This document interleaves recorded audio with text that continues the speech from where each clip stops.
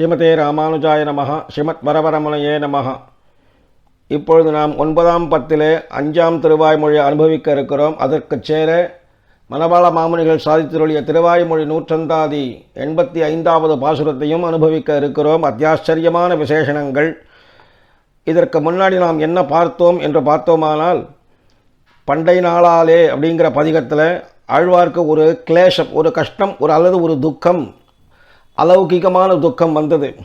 அதை ஒருவாறு சமாதானப்படுத்த புகுந்த சர்வேஸ்வரன் என்ன பண்ணினான்னு கேட்டால், ஆழ்வே நான் நாராயணன் இல்லையா, உமக்கு எல்லா உறவின் காரியமும் குறையும் செய்து தருவேன் அப்படின்னு சொல்ல அவனுடைய சீலத்தில் கால் தாழ்ந்து ஆழ்வார் என்ன பண்ணினார், ஒருபடியாக அப்படி பாடிண்டே வந்தார். அதை அவனுடைய சீலத்தில் நல்லா தாழ்ந்து இருந்தார். அது 3ஆம் பதிகத்தினுடைய விஷயத்தில் போச்சு. தொண்டர்க்கு அமுதுண்ட சொல்மாலைகள் சொல்லும்படி உம்மை ஆக்கினேனே, இது புரியலையா அப்படின்னு பெருமாள் கேட்குறார்.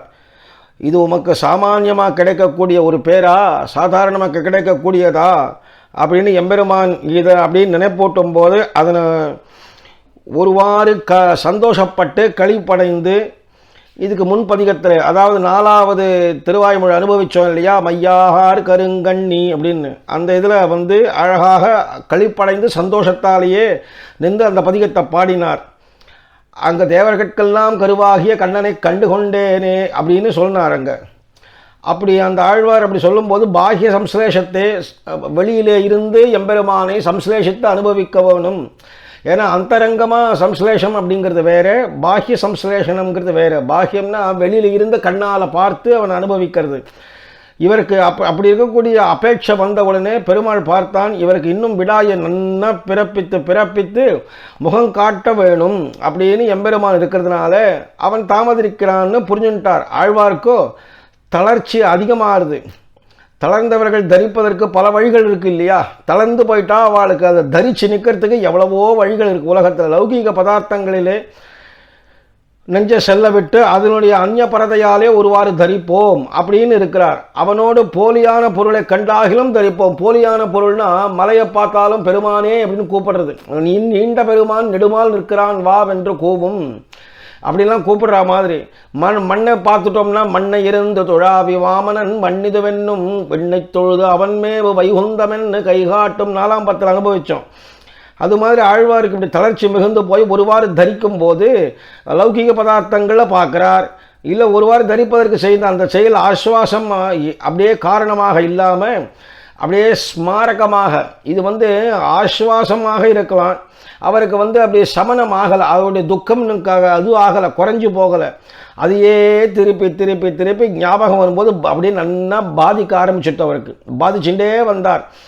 உலகில் எந்த பொருளை பார்த்தாலும் அவனாக இருக்கிறபடியை நினைத்தோ, அல்லது அவனோடு சம்பந்தம் பெற்றிருக்கிறபடியை நினைத்தோ, அவனுக்கு போலியாக இருக்கிறபடியை நினைத்தோ தளரும் தானே. இப்படி தளர்ந்து போகக்கூடிய வர்தனை ஆழ்வார் 4ஆம் பத்தில் தான் இப்போ சொன்னேனே, மண்ணை இருந்து தொழாவி அப்படிங்கிற பதிகத்தில் ஆழ்வார் பட்ட பாடெல்லாம் தெரியுமே நமக்கு.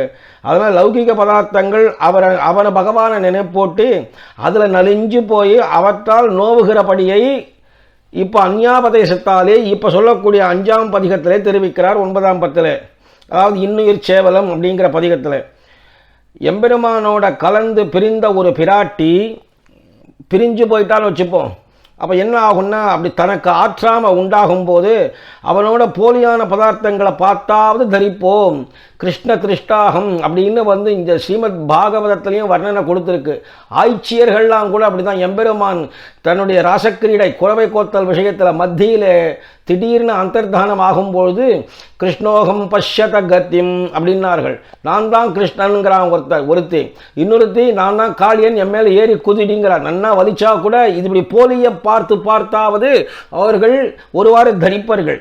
அதுபோல் அங்கே ஏதாவது தரிப்போம்னு பார்த்து ஒரு பூஞ்சோலைக்கு புறப்பட்டு போக அங்கே இருக்கக்கூடிய கோயில் மயில்கள் அவெல்லாம் கூட பேச்சையும் வடிவையும் நினைப்போட்டு அடடா அதெல்லாம் சேர்ந்து இருக்கு, எல்லாம் சம்ஸ்லேஷத்தோட ஆண் பெண் பறவைகளோடு சேர்ந்து இருக்கு அப்படிங்கிற அந்த வடிவெல்லாம் நினைப்போட்டு மறுபடியும் நன்னா நலிஞ்சு போக, இவை தாமாக நலிகிறது இல்லை, நம்ம முடிக்க வேணும் அப்படின்னு பார்த்து எம்பெருமானால் தான் ஏவப்பட்டு வாழலாம் வந்திருக்காளோ அப்படின்னு தோணி போயிட்டு தான். ஏன்னா நாம் இன்னும் நலிஞ்சு போகணும், எம்பெருமானே நினச்சின்னு இருந்தால் கூட இப்படி அதுகள்லாம் சேர்ந்து சம்ஸ்லேஷத்தில் இருக்கு, நாம் இவ்வளவு துக்கப்படுகிறோமே அப்படின்னு அந்த விஷயத்தை பார்த்து என்னை முடிக்கணுங்கிறதுக்காக பெருமாள் தான் இப்படி அனுப்பிச்சு வச்சிருக்கிறான் அப்படின்னு நினச்சி அங்கே குயில் மயில் என்னெல்லாம் உண்டோ அந்த முதலான அதெல்லாம் பார்த்துட்டு, உங்களுக்கு என்ன நலிய நினைவாகில் இவ்வளவு பாரிப்பு வேணுமோ அப்படின்னு என்னுடைய நானே கொடுக்க செய்ய மாட்டேன், நானே என்னுடைய உயிரை எடுத்து கொடுக்க சித்தமாக இருக்கேன், தயாராக காத்துன்னு இருக்கேன்னு சொல்லியும் கூட அவனுடைய திருக்குணங்களை அப்படி நினச்சி ஒருவாறு தரித்தும் போருகிறது இந்த திருவாய்மொழி அப்படின்னு ரொம்ப அழகாக சொல்கிறார். என்னுயிர் சேவலும் நீரும் கூவிக்கொண்டிங்கெத்தனை என்னுயிர் நோவமிழத்தேன் மின் குயில் பேடைகாள் என்னுயிர் கண்ணபிரானை நீர் வர கூவிலீர் என்னுயிர் கூவிக் கொடுப்பார்க்கும் இத்தனை வேண்டுமோ. குயில் பேடைகாள் ரொம்ப அழகாக சொல்கிறாருங்க. பெண் குயில்களே அப்படின்னு கூப்பிட்றாருங்க. குயில் பேடைகாள், அந்த பேடைன்னு சொன்னதுனாலேயே பெண் கோயிலை கூப்பிடுறதுனாலே இவ்விடத்தில் அத்தியாச்சரியமான ஆச்சாரிய சம்பந்தத்துவம் பெற்றுக்கொண்டு எம்பெருமான்ட்ட தூது விடுவது போல தெரிகிறது. அவ்வளவுதான். பெண் குயில்களே, இன்னுயிர் சேவலும் நீரும், உங்களுடைய உயிர் போன்ற சேவல்கள், ஆண் பறவைகள் சேவலும் நீங்களும் சேர்ந்து என்ன கூவிக்கொண்டு அப்படியே கலவிக்காக அப்படி பாரித்து பரஸ்பரம் கூவிக்கொண்டு என் கண்வட்டத்தில் மிகவும் என் பிராணன் நோவுபடும்படி துணியை செய்ய வேண்டா, கூவிக்கொண்டு இங்கு எத்தனை என்னுயிர் நோவமிழற்றேல் மின். இங்கே இதெல்லாம் செய்ய வேணாம், நான் எவ்வளவு சிரமப்படுறேன்றது உங்களுக்கு புரியலையா? இவ்வளவு சிரமப்பட்டும் கூட நீர் இவ்வளவு செய்யலாமா? என் கண் வட்டத்தில், அதுவும் எங்கேயாவது தள்ளி போயிருந்தால் கூட எனக்கு ஒன்றும் புரிய போகிறதில்லை. ஆனால் என் கண் வட்டத்தில் மிகவும் என் பிராணன் நோவுபடும்படி துணியை செய்ய வேண்ட அவசியம் இல்லவே இல்லை.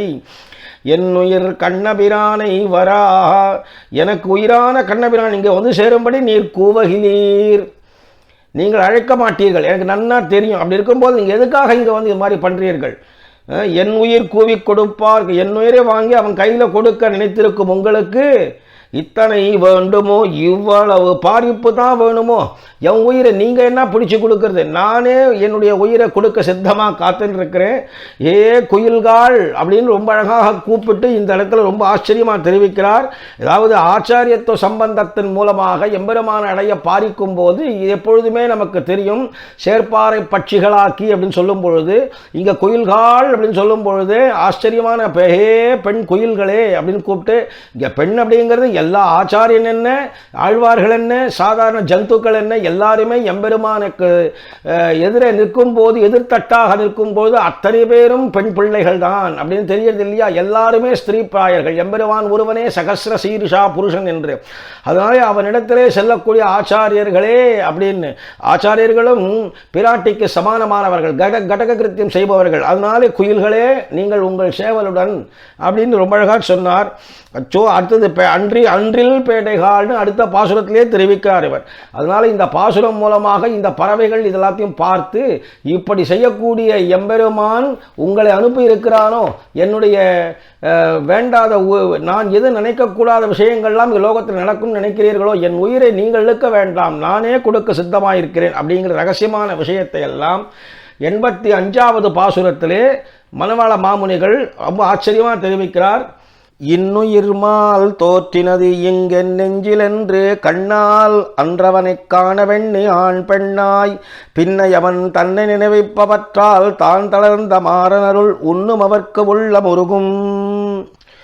இன்னுயிர்மால் தோற்றினது இங்கு என் நெஞ்சிலென்று, இன் உயிர்மால் எனக்கு தாரகனான சர்வேஸ்வரன் இங்கு தோற்றினது, இந்த தசையிலே பிரத்யட்சமானது என் மனசில் என் நெஞ்சிலென்று. இங்கே அவன் வரான், வெளியில் தெரியல, எல்லாமே மானசீகமாக இருக்கு. பாக்கியமான சம்ஸ்லேஷம் வேணும்னு ஆசைப்படுறார் இந்த ஆழ்வார்னு தெரிவிச்சின்றார் பகவான்.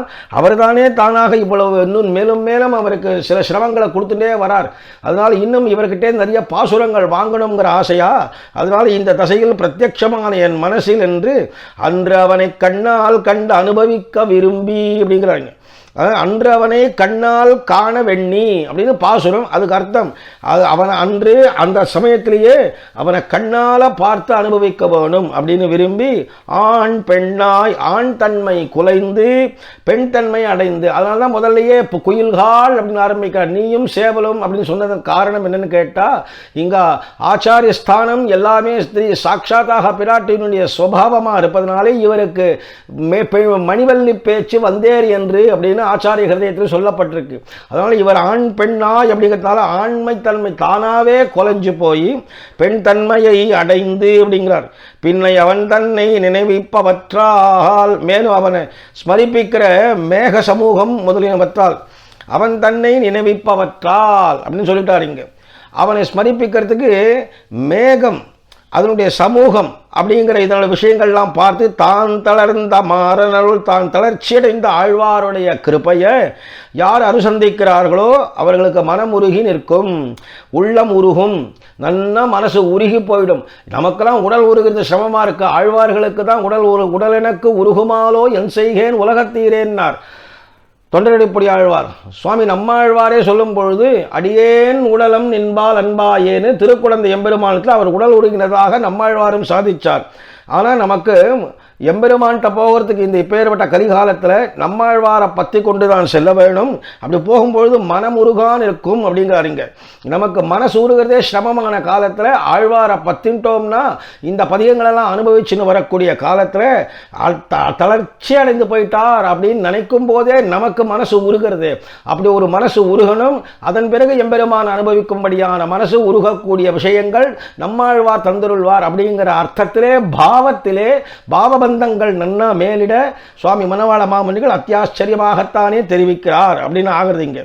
அதனால அவருக்கு தாரகனான சர்வேஸ்வரன் சுவாமி நம்மாழ்வாருக்கு அவர் நேர முகம் காட்டலை, பிரத்யட்சமானது மனசுல என்ன தெரியல தவிர வெளியில பாக்கிய சம்சலேஷனம் இன்னும் ஆகலை.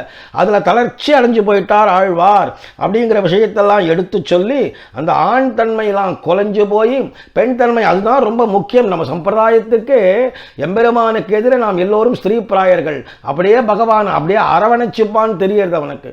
அக்ரூரர்கள்லாம் அரவணைச்சிக்கலையா, ஆஞ்சநேயர் அரவணைச்சிக்கலையா, அதுபோல நம்மையும் அரவணைக்கக்கூடிய எம்பெருமான் அப்படின்னு அவனுக்கு நாம் சொல்லக்கூடிய விசேஷங்கள் எல்லாமே மணிவல்லி பேச்சாக தான் இருக்கும், ஸ்திரீ பிராயர்களான விஷயங்களாகத்தான் இருக்கும் அப்படின்னு. அப்போ எம்பெருமான் ஒருவனே புருஷன் அப்படிங்கிறதுனால தான் இங்கே ஆண் பெண் தன்மை ஆண் பெண்ணாய் அப்படிங்கிற ஆண் தன்மை குலைந்து பெண் தன்மை அடைந்து அவனை ஸ்மரிப்பிக்கிற மேக சமூகங்கள்லாம் கூட பார்த்து தளர்ச்சி அடைந்து போன நம்மாழ்வாரை நாம் அனுபவிச்சோமானால் நமக்கு எம்பெருமானுடைய கல்யாண குணங்கள் அனுபவிக்கும்படியான ஒரு பாக்கியம் கிட்டும். அப்பேற்பட்ட மனமே அவனுக்காக உருகக்கடவை. அதாவது உருகக்கடவை இந்த இடத்துல உபதேசமாக சொல்லாம தானே அவர் அனுபவிக்க மனம் உள்ளம் உருகும் அப்படின்னு ரொம்ப அழகாக தெரிவிச்சிருக்கிறார். இப்பேற்பட்ட விசேஷத்தை அனுபவித்தோம். நாளைக்கு 86வது பாசுரத்தை அனுபவிப்போம்.